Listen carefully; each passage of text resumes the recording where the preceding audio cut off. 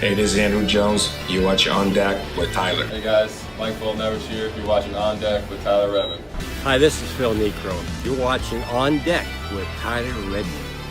This is Walk the Banks. I'm on deck. Tyler Redmond. Welcome into On Deck. I'm Tyler Redmond. As always, make sure to like this video, subscribe to this channel, and hit the bell for notifications so you can stay updated with everything going on this channel. And of course, so you can stay updated with everything going on in Braves country. So, the Braves took on the Phillies yesterday, and it led to a lot of questions that we're going to get to after I recap the game. But first, let's, of course, recap Game 3 of the series. So, everything was quiet in the first inning. Tomlin looked okay, but when we got to the second inning, not so much. He got a pop out, then he got a ground out, but then Bohm would homer to center field. That would be a 446-foot shot to make the score 1-0. That would only be the beginning of the rough day for Tomlin. In the top of the third, McCutchen would single to left, and then Rhys Hoskins would homer to left to follow that up, a 397-foot shot.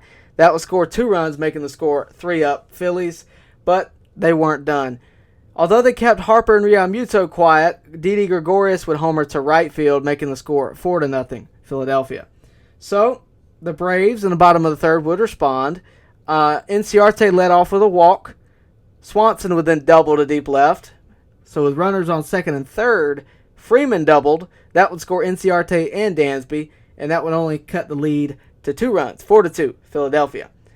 Darno would then ground out to the catcher, but he did move Freeman to third, so a productive out there. Ozuna would single to shallow left, scoring Freddie, 4-3 Phillies. And they didn't have much of a lead, but they got more of it in the top of the fourth. Bohm would single to right, then Knapp would be hit by a pitch by Touki Toussaint. So the runners on first and second hastily sacrificed, but they were unable to get the play. With no outs now, bases loaded, McCutchen would single to left field. That only scored 1 though, Bohm. That would make the score 5-3, and everything was quiet for the rest of the game up until the 9th inning. You know, the Braves always give you a finish. No matter what. They may not win the game, but they always give you a finish, and that was certainly the case. It would be Workman. Yesterday was his debut with Philadelphia. It did not go as planned, and I would say that last night's inning did not go as planned for him either. His first batter would be Austin Riley, who singled to center field. Camargo would then ground into a fielder's choice. He got Riley out at second. Hechavarria would then hit for Inciarte. And with back-to-back full counts, Hechavarria would get a walk on 6 pitches. Dansby would ground into a fielder's choice. Hechavarria would get to second. Camargo was out at third.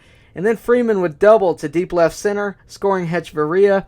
Ron Washington sent Swanson home, and this is where things get interesting. Dansby would be out at home, but there was a lot of controversy after the game on this one because, you know, the Braves argued the play. They said that Knapp was blocking the play, and to be fair, if you're going to argue that call, last night's play is a perfect time to do it. Dansby had nowhere to go. The argument was that Knapp crossed over trying to get the ball, and that might be true. And according to the rules, the Phillies did win. But I think we can all agree that that rule should be looked at again. Because Snit, I'll just quote Snit after the game, said that they're not calling that anymore. They're not calling the block the plate call anymore. Maybe we should just start running over catchers again. And we don't want that. We don't want anybody getting hurt. But you have to give a player room to slide. And when Dansby got to the point of no return, he had nowhere to go. I think his shoulder ran into Knapp's thigh. You know, he had nowhere to go. It was a contact play. Things happen. Unfortunately, it didn't go the Braves' way. They lost 5-4. But we do have some questions outside of this game. The Braves would win the series, by the way, 2-1. And they are still in first place. So that is good. But we do have some things to talk about in the sense of the Braves have no starter for tomorrow versus the Yankees.